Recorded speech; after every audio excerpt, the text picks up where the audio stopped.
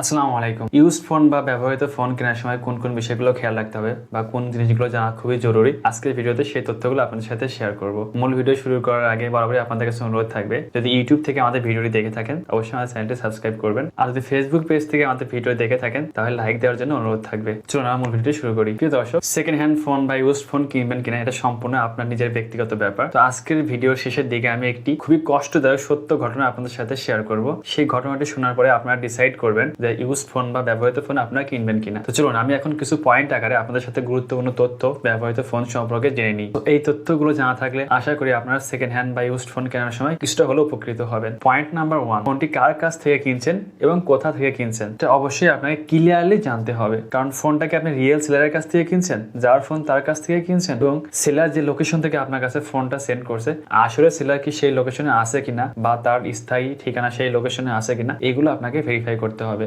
এই কথাগুলো আমি কেন বলছি, কারণ জানেন বর্তমান সময়ে কিন্তু ফোন চুরির হারটা অনেক হারে বেড়ে গিয়েছে। কারণ ইদানিং আমরা বিভিন্ন প্ল্যাটফর্ম, সোশ্যাল মিডিয়া বা অন্য নিউজ পোর্টালে কিন্তু দেখতে পাচ্ছি যে চুরি ফোন কেনার পরে অনেকেই কিন্তু সাফার করছে। সো অনুরোধ থাকবে আপনারা কার কাছ থেকে ফোন কিনছেন এবং কোথা থেকে কিনছেন এটা ভেরিফাই করে দেন ফোন কেনার সিদ্ধান্ত নেবেন। কারণ কি হয়, আমরা যখন দেখি যে কম টাকায় খুব ভালো ফোন পাচ্ছি, ভালো কনফিগারেশনের ফোন পাচ্ছি, তখন আমরা সব ভেরিফাই করি না, তাড়াহুড়া করে কিনে ফেলি। বাট কখন এটা করবেন না, কারণ ফোন যদি আপনি চুরাই ফোন কিনে থাকেন তাহলে কিন্তু আপনি এখন জানেন যে খুব সহজে আপনাকে ফোন ট্র্যাকিং লোকেশন ট্র্যাকিং এর মাধ্যমে খুব ইজিলি আপনাকে কিন্তু পুলিশ আপনার লোকেশনে পৌঁছে যাবে। তো তখন বুঝতে পারছেন পুলিশ মামলা এগুলো হলে কি পরিমাণ হ্যারাসমেন্টের শিকার আপনি হতে পারেন। তাই অনুরোধ থাকবে ফোনটি কেনার সময় অবশ্যই আপনি ফোনের লোকেশন এবং রিয়েল সেলার কিনা সেটা ভেরিফাই করে দেন ফোনটি কিনবেন। পয়েন্ট নাম্বার 2, ফোনের হেলথ চেক আপ করে নেবেন। এই কথাটি একটুখানি রহস্যমূলক, কারণ অল্প সময়ের ভিতরে আপনি ফোনের হেলথ কিভাবে চেক আপ করবেন। সো অনেকগুলো অ্যাপ রয়েছে যেগুলোর মাধ্যমে আমরা ফোনের হেলথ কিছুটা হলেও শর্ট টাইমের ভিতরে কিন্তু বুঝতে পারি। তারপরে কয়েকটি অ্যাপের নাম আমি বলি, যেমন ফোন ডক্টর প্লাস, সিপিইউজেড। আর সিপিইউজেড যে সফটওয়্যারটি রয়েছে এটির মাধ্যমে আপনি ফোনের অ্যাকচুয়াল কনফিগারেশনটা বের করতে পারবেন। সো ফোনের প্রসেসর, র্যাম সবকিছু একদম যেটা অ্যাকচুয়াল রয়েছে সেটা আপনি পাবেন এখান থেকে তথ্যগুলো। ফোন ডক্টর প্লাস অ্যাপস দিয়ে কিভাবে ফোন চেক করবেন বা ফোনের হেলথ কিভাবে চেক করবেন চলুন আমরা একটু দেখে আসি। প্রিয় দর্শক, ফোন ডক্টর প্লাস অ্যাপসটি ইনস্টল করার জন্য আপনাকে প্রথমে প্লে স্টোরে যেতে হবে। দেন ফোন ডক্টর প্লাস লিখে সার্চ দিলে অ্যাপসটি প্রথমে চলে আসবে। এরপর ইনস্টল করবেন। ইনস্টল হয়ে গেলে ওপেন করবেন। প্রিয় দর্শক, এরপরে অ্যাপসটির কিছু প্রাইভেসি পলিসি রয়েছে সেটা অ্যাগ্রি করবেন। জাস্ট এখানে অ্যাগ্রিতে ক্লিক করে দেন হয়ে গেল ইনস্টল। এখানে দুইটা মোড রয়েছে, জেনারেল এবং প্রফেশনাল। সো দুটা দিয়ে আপনারা চেক করতে পারেন। জেনারেলের ভিতরে মোটামুটি সব কভার করে। আপনার ফোনে যেগুলো মেন পার্ট রয়েছে সবগুলো এখান থেকে আপনি অটোমেটিক্যালি চেক করতে পারবেন। চেক করার জন্য জাস্ট খালি আপনি এখানে ক্লিক করবেন প্লে বাটনে, দেন হোয়াইল ইউজিং দ্য অ্যাপ দিবেন, অ্যালাউ করবেন। সো অ্যাপসটি অটোমেটিক্যালি আপনার 1 বাই 1 সব কিছু চেক করবে এবং এখানে পার্সেন্টেজ দেখাবে ফোনে কতটুকু কমপ্লিট করেছে। আপনার মেমোরি, আপনার প্রসেসর, আপনার সিপিইউ, আপনার ফোনের মোটামুটি সেন্সর থেকে শুরু করে হেলথ চেক আপের জন্য, ফোনের পারফরমেন্স চেক আপের জন্য যা যা দরকার সবগুলো অটোমেটিক্যালি কিন্তু অ্যাপসটি চেক করে আপনাকে রেজাল্ট দেখাবে। সো ভিডিওটা অনেক বড় হয়ে যাবে, তাই পুরোটা চেক করে আপনাকে দেখালাম না, জাস্ট প্রসেসটি দেখালাম। চলুন আমরা এখন সিপিইউ জেড অ্যাপসটি দেখে আসি কিভাবে ব্যবহার করব। সিপিইউ জেড অ্যাপসটি আপনার প্লে স্টোরে পেয়ে যাবেন। সিপিইউ জেড আমার ইনস্টল করা আছে, সেজন্য এখানে ওপেন দেখাচ্ছে, আপনারা ইনস্টল করে নেবেন। এই অ্যাপসটি অন করার সাথে সাথে প্রথমে আপনারা কি ধরনের প্রসেসর সেটা দেখতে পারবেন, মডেল নাম্বার দেখতে পারবেন। এরপর ডিভাইসে ক্লিক করলে আপনাকে মডেল, ম্যানুফ্যাকচারার, বোর্ড, হার্ডওয়্যার সবকিছু এখান থেকে আপনারা দেখতে পারবেন। স্ক্রিন রেজুলেশন সহ মোটামুটি আপনার ফোনের যে মেন পার্টগুলো রয়েছে, অ্যাকচুয়াল যে পার্টগুলো সেগুলো কিন্তু আপনারা এখান থেকে দেখতে পারবেন এই সিপিইউ জেড অ্যাপসটির মাধ্যমে। সিস্টেমস সবকিছু এখানে দেখে সুন্দরভাবে দেওয়া আছে। সো সেন্সর কি কাজ করছে কিনা সবকিছু, সেই দুইটা অ্যাপস ইউজ করে কিন্তু মোটামুটি ফোনের শর্ট টাইম ভিতরে ফোনের হেলথ চেক আপ করার জন্য আমি মনে করি বেটার। পয়েন্ট নাম্বার 3, অবশ্যই ফোনের কোনো ধরনের স্ক্র্যাচ আছে কিনা, ফোনটা হাত থেকে পড়ে ফোনের বডি ড্যামেজ আছে কিনা। আরেকটি লক্ষণীয় বিষয় হচ্ছে ফোনের ক্যামেরার ভিতরে কোন ধরনের ময়লা বা ধুলাবালি আছে কিনা দেখে নেবেন। কারণ ফোনের ক্যামেরার ভিতরে কোনো ধুলাবালি পড়ে থাকলে ফোনের লেন্সের কিন্তু সমস্যা করে। সো এই জিনিসটা অবশ্যই খেয়াল রাখবেন। সো ফোনের বডির দিকে খেয়াল রাখবেন যে বডিতে কোনো ডিপ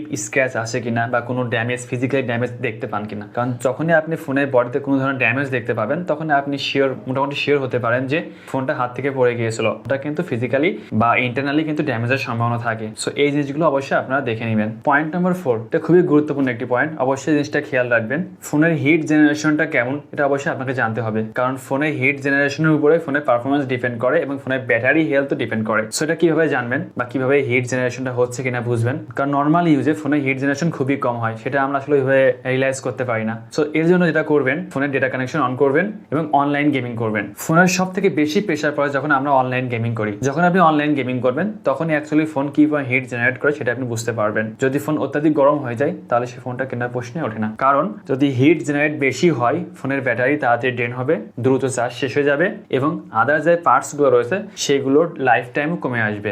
ফোন ডেড হওয়ার সম্ভাবনা খুবই বেশি থাকবেন। সো এই জন্য আপনার ফোন নেওয়ার আগে অবশ্যই গেমিং হোক, ব্রাউজিং হোক, যাই হোক ডেটা অন করে আপনারা বিভিন্ন ধরনের কাজ করে দেখবেন যে ফোনের হিট জেনারেশনটা কেমন হচ্ছে। যদি কম হয় তাহলে okay fine. Point number 5, so এই পয়েন্টটিতে আপনারা ফোনের কল কোয়ালিটি এবং মাইক্রোফোন চেক করবেন। মানে আপনি যখন ফোনের সিম ইন করবেন অবশ্যই আপনি ফোন করে দেখবেন সো কল কোয়ালিটি কেমন, আপনি ক্লিয়ারলি শুনতে পাচ্ছেন কিনা এবং আপনি যাকে ফোন দিয়েছেন সে ক্লিয়ারলি শুনতে পাচ্ছে কিনা। সো আরেকটি জিনিস অবশ্যই মাথায় রাখবেন, ফোনটা যদি ডুয়েল সিমের হয় দুইটা সিম থেকে আপনি ফোন দিয়ে দেখবেন যে দুইটা সিমের কানেকশনে কোনো প্রবলেম আছে কিনা। অনেক ডুয়েল সিম অনেক সময় দেখা যায় যে একটি সিম ভালো সার্ভিস দিচ্ছে, অন্যতে হয়তো নেটওয়ার্ক আপ ডাউন করছে। সো আপনি দুইটা সিমে ভালোভাবে কানেক্ট করে দেখবেন যে দুইটা সিমের পারফরমেন্স সেম কিনা। আর মাইক্রোফোন যে কথাটি বললাম, অবশ্যই আপনারা হেডফোন যদি জ্যাক থেকে থাকে অবশ্যই হেডফোন লাগিয়ে আপনারা ভালো করে দেখবেন যে হেডফোন জ্যাক থেকে ভালোভাবে কানেকশন পাচ্ছে কিনা এবং আপনি হেডফোন লাগিয়ে কথা ঠিকমতো শুনতে পাচ্ছেন কিনা বা বলতে পারছেন কিনা। সো আপনি কথা বলার মাধ্যমে কিন্তু এই দুটা জিনিসই খুব ইজিলি চেক করতে পারবেন। পয়েন্ট নাম্বার 6, ফোনটি অফিসিয়াল না আনঅফিসিয়াল। যদিও অফিসিয়াল আনঅফিসিয়াল নিয়ে আসলে তেমন এখন হেডেক নেই, কারণ এখন আনঅফিসিয়াল ফোনগুলো সরকারি পক্ষ থেকে কোনো ধরনের সমস্যা করা হচ্ছে না। তারপর কিছু তথ্য আপনাদেরকে দিয়ে রাখি, অফিসিয়াল ফোন যদি হয়ে থাকে আর সেটা যদি আপনি 1 বছরের ভিতরে কিনে থাকেন তাহলে আপনি অফিসিয়াল সার্ভিস পাচ্ছেন, এটা অবশ্যই আপনার জন্য প্লাস পয়েন্ট হয়ে যাবে। আর যদি আনঅফিসিয়াল ফোন হয় সেটা ক্ষেত্রে কিন্তু একটা প্লাস পয়েন্ট রয়েছে, কারণ আনঅফিসিয়াল ফোনগুলো মূলত বাইরে থেকে আসে বাংলাদেশে, আর যেগুলো অফিসিয়াল ফোন সেগুলো অবশ্যই অ্যাসেম্বলি বাংলাদেশ। পার্থক্য খুব বেশি থাকে না, তারপর মনের শান্তি, ফোনটা বাইরে থেকে আসে অবশ্যই ভালো সার্ভিস দিবে। সো সেক্ষেত্রে একটু প্লাস পয়েন্ট থাকতে পারে, মানে দুইটারই কিন্তু প্লাস পয়েন্ট মাইনাস পয়েন্ট রয়েছে, অফিসিয়াল আনঅফিসিয়াল। সো এটা দেখে নেবেন। পয়েন্ট নাম্বার 7 এবং লাস্ট পয়েন্ট আজকের ভিডিওতে, অবশ্যই আপনি অরিজিনাল বক্স, অরিজিনাল চার্জার ভালোভাবে দেখে নেবেন। সো বক্সের সাথে যে IMEI নাম্বারটি রয়েছে ফোনের IMEI নাম্বারটির সাথে অবশ্যই মিলিয়ে দেখবেন যে দুইটার নাম্বার সেম কিনা। যদি সেম হয় তাহলে অরিজিনাল বক্স। আর চার্জার তো অবশ্যই আপনি দেখলে বুঝতে পারবেন। এছাড়াও চার্জার দেখা কিছু নিয়ম আছে, সেগুলো অন্য একটি ভিডিওতে শেয়ার করব। নর্মালি আসলে চার্জার কপি চার্জার পেলে আপনি একজন সাধারণ ইউজার হলেও বুঝতে পারবেন। তারপর একটু দেখে নেবেন যে অরিজিনাল বক্স, অরিজিনাল চার্জার আর হেডফোন তো এখন থাকে না, সো এই জাস্ট এই দুইটা আইটেমের সাথে ফোনের সাথে জাস্ট ম্যাচ করে কিনা দেখে নেবেন, তাহলেই হয়ে যাবে। প্রিয় দর্শক, ভিডিওর শুরুতে আমি বলেছিলাম যে একটি ঘটনা আপনাদের সাথে শেয়ার করব, যেটি খুবই কষ্টদায়ক এবং দুঃখজনক বাট সত্য একটি ঘটনা। সেই ঘটনাটি আপনারা সোশ্যাল মিডিয়া সহ অন্যান্য প্ল্যাটফর্মে দেখেছেন, ঘটনাটি অনেক ভাইরাল হয়েছিল। তো আমি আবার এই ঘটনাটি আপনাদের সাথে রিপিট করি। আমি ভদ্রলোকের নাম মেনশন করবো না এবং তার সম্পর্কে বিস্তারিত কিছুই বলবো না, জাস্ট শুধু ঘটনাটি আপনার সাথে সামারাইজ আকারে বলবো। সো ভদ্রলোকের নারায়ণগঞ্জে বাসা, তার সুন্দর একটি ব্যবসা ছিল।